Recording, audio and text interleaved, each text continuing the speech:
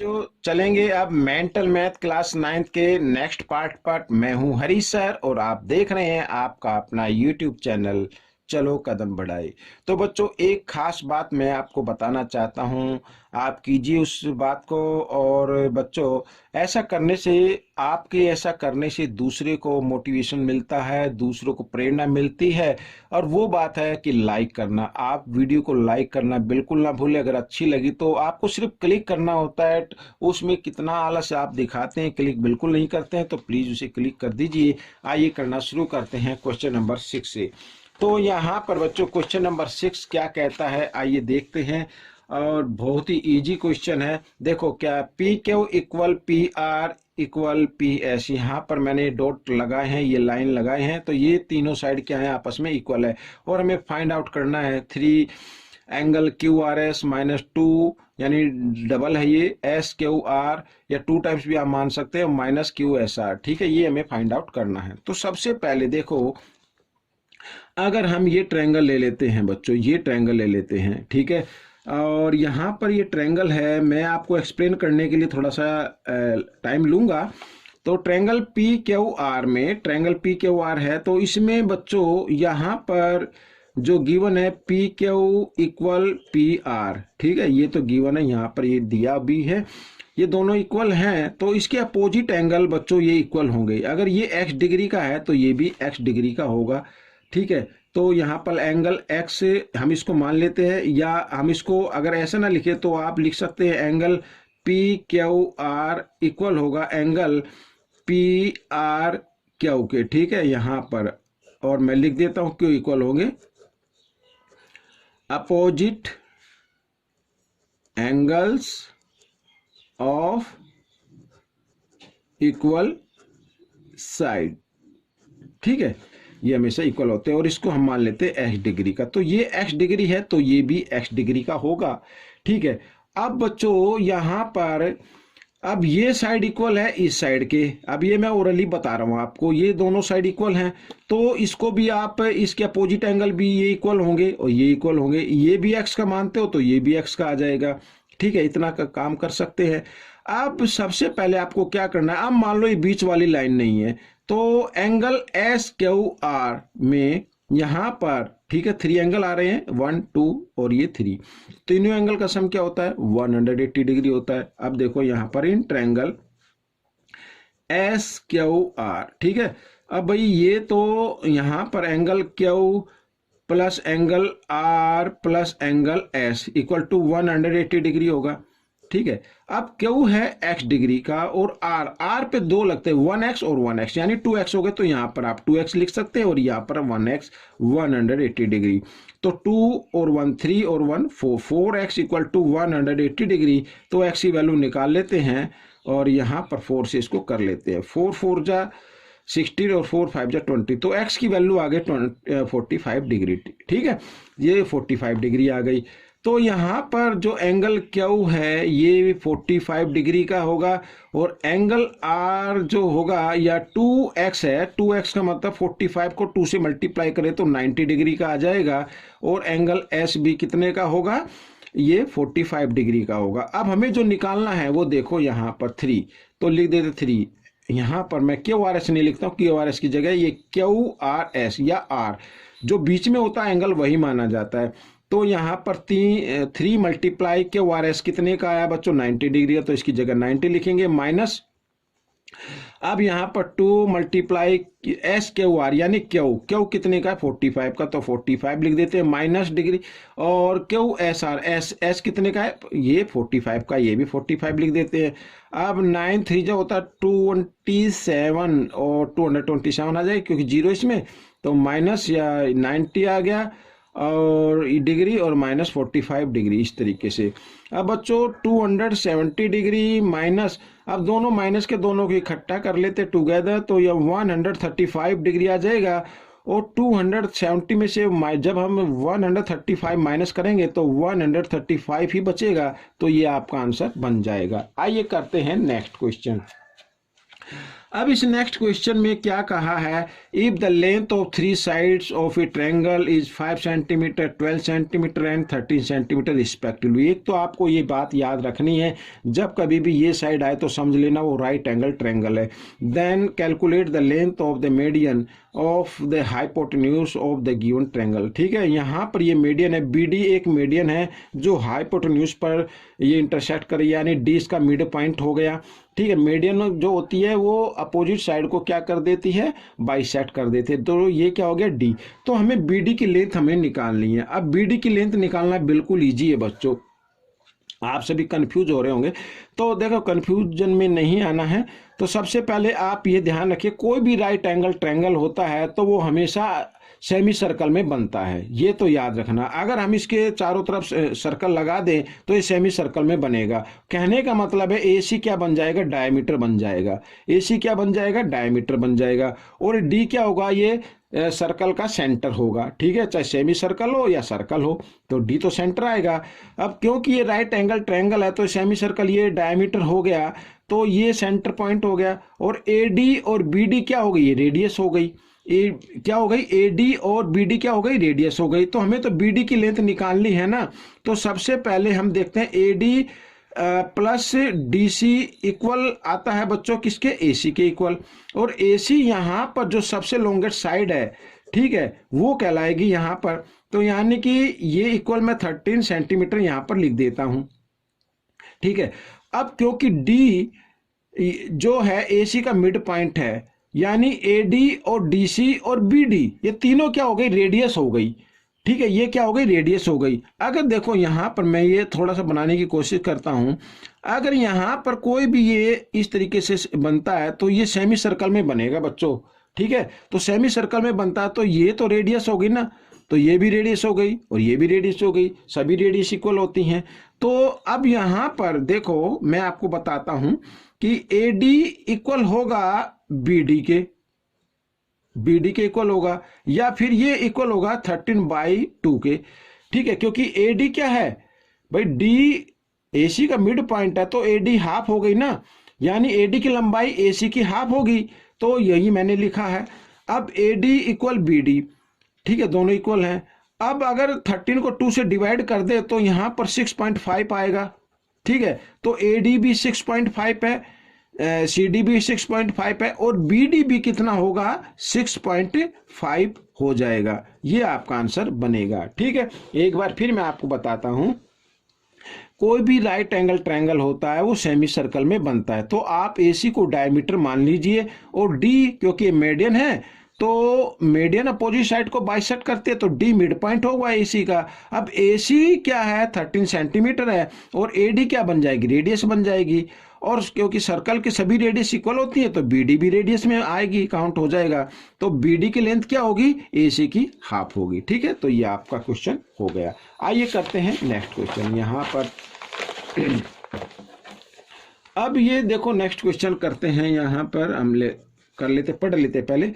P Q equal P S equal S R, यहाँ पर ये दिया हुआ है क्यू पी एस 40 डिग्री। ठीक है, ये है।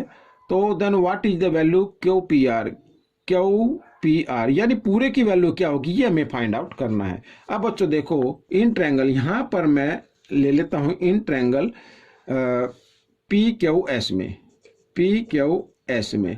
तो P Q equal P S, ये तो गिवन है, तो इसके अपोजिट एंगल भी इक्वल होंगे, यानी पी क्यू एस इक्वल होगा एंगल पी एस क्यू की।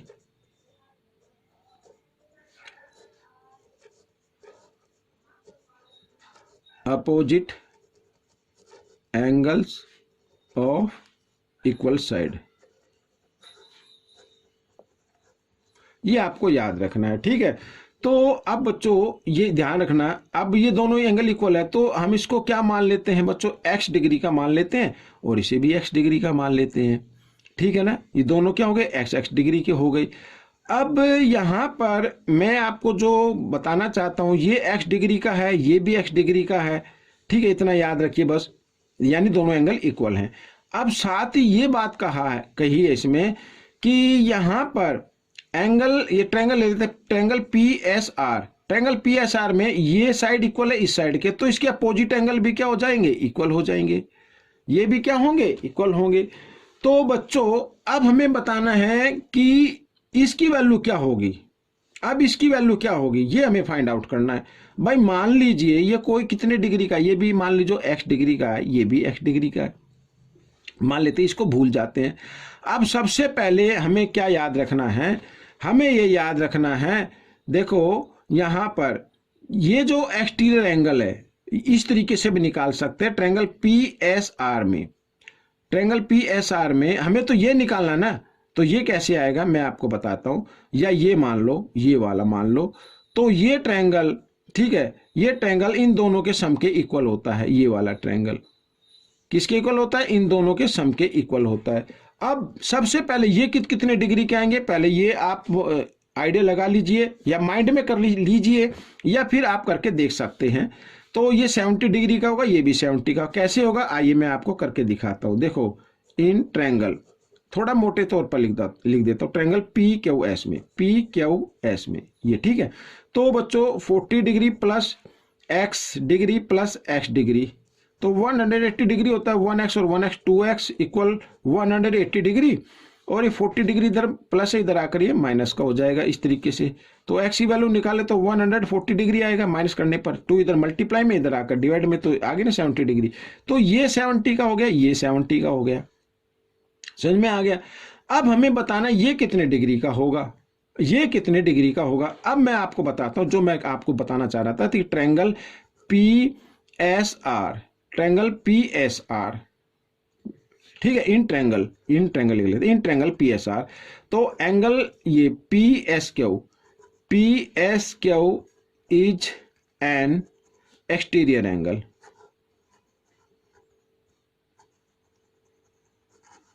ये एक्सटीरियर एंगल हो गया, यानी कि PSQ इक्वल होगा एंगल ये, ठीक है। ये भी हमने x कर लिया, ये भी x कर लिया, तो 2x लिख सकते हैं, इसे x प्लस x लिख सकते हैं, या 2x प्लस x लिख लेता हूं मैं पहले, इन दोनों की इक्वल होगा, ठीक है। Exterior angle is equal to its interior opposite angle, ये आपको कंक्लूजन याद रखना है। तो 1x और 1x कितना हो जाए, 2x इक्वल, और PSQ कितना है, 70 डिग्री का है। तो x की वैल्यू निकाले तो 70, 2 इधर मल्टीप्लाई में, इधर आकर डिवाइड में, तो 2 से डिवाइड किया 70 को, तो 35 डिग्री आ जाएगा, ठीक है। अब हमें जो फाइंड आउट करना था वो करना था QPR में। देखो ये तो हो गया 40 डिग्री का, ठीक है, और ये आ गया x की वैल्यू क्या आ गई, 35। तो यहां पर 35 आप लिख सकते हैं, या आप इसको 1 भी मान सकते हैं, इसे 2 मान सकते हैं इस तरीके से, या इसे y मान लीजिए, इसे भी y मान लीजिए, इस तरीके से आप कर सकते हैं। तो दोनों को अगर हम प्लस करें तो 75 डिग्री आ जाएगा। बच्चों अगर आपको ये क्वेश्चन समझ में ना आए तो दोबारा वीडियो देखिए, अगर फिर भी ना आए तो आप मुझे व्हाट्सअप कर सकते हैं। आइए करते हैं क्वेश्चन नंबर 9। तो क्वेश्चन नंबर 9 क्या कहता है, इसमें फाइंड x फाइंड आउट करना है, BC इक्वल AD, ये AB इक्वल DC, ये वाला।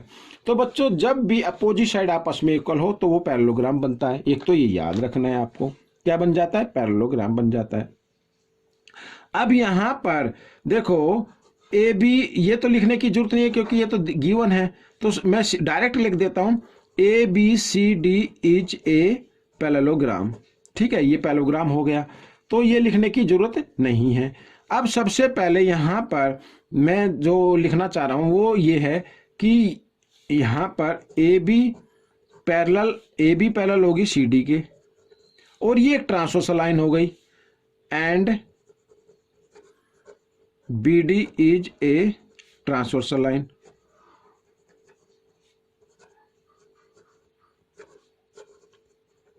ये एक ट्रांसवर्सल लाइन हो गई। तो ट्रांसवर्सल लाइन, ये एंगल और ये एंगल दोनों क्या होंगे, इक्वल होंगे, ठीक है। तो इसका मतलब यहां पर इसका नाम हम 1 लिख लेते हैं, एंगल 1 इक्वल होगा एंगल 55 डिग्री के, ये 1 है। अल्टरनेट एंगल लिख देते हैं यहां पर,